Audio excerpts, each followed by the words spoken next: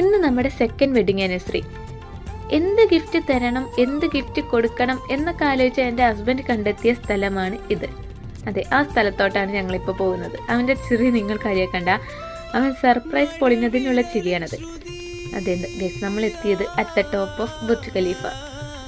ഇത് എനിക്ക് സ്വപ്നം കാണുന്നതിലും അപ്പുറമായിരുന്നത്. എൻ്റെ സ്വപ്നങ്ങളിൽ പോലും ഇല്ല എന്ന് പറയുന്നതായിരിക്കും സത്യം. കാരണം ഞാൻ ഒരിക്കലും വിചാരിച്ചിട്ടില്ല ദുബായ് എന്ന നഗരത്തിൽ ഞാൻ എത്തുമെന്നും ഈ ബുർജ് ഖലീഫ എന്ന് പറഞ്ഞ സംഭവത്തെ നേരിട്ട് കാണാൻ പറ്റുമെന്നും. സത്യമായിട്ടും ഇതെനിക്കൊരു എക്സൈറ്റ്മെൻറ്റ് തന്നെയായിരുന്നു.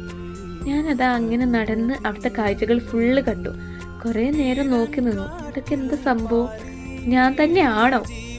എനിക്ക് എന്താ ആ എക്സൈറ്റ്മെൻറ്റ് എത്രയായിരുന്നു എന്ന് നിങ്ങളോട് പറയാൻ നിങ്ങൾക്ക് എത്രത്തോളം മനസ്സിലാവുമെന്ന് എനിക്ക് അറിഞ്ഞൂടാ. അത്രയും ഞാൻ എക്സൈറ്റഡ് ആയിരുന്നു.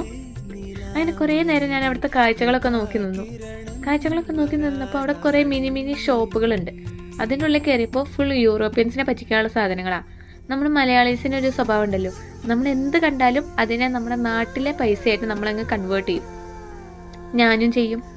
അതുകൊണ്ട് തന്നെ ഈ സാധനങ്ങളൊന്നും നമുക്ക് അഫോർഡ് ചെയ്യാൻ പറ്റില്ലടാ ബാല എന്ന് പറഞ്ഞിട്ട് തിരിച്ചവിടെ വെച്ചു.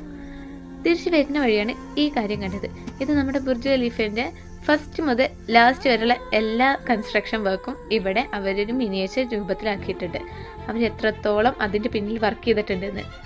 അതെ ഗൈസ്, പിന്നിൽ വർക്ക് ചെയ്തതിൽ നമ്മുടെ മലയാളിയും ഉണ്ട്. അതെ, അതിലൊരു എഞ്ചിനീയർ മലയാളിയായിരുന്നു. അങ്ങനെ ടർക്കിഷ് ഡിലൈറ്റ് നോക്കി ഞങ്ങൾ ദുബായ് മാൾ പോയി. പക്ഷെ അവിടെ ടർക്കിഷ് ഡിലൈറ്റിൻ്റെ എക്സാക്ട് സംഭവം ഇല്ലെങ്കിലും അതിന് വേറെ ഏതൊക്കെ ഫ്ലേവർ ഉണ്ട്. അത് വേണ്ടാന്ന് പറഞ്ഞ് കിട്ടിയ ഭക്ഷണം കഴിച്ച് ഞങ്ങൾ ടാറ്റ ബൈ ബൈ പറഞ്ഞ് റൂമിലോട്ട് പോയി.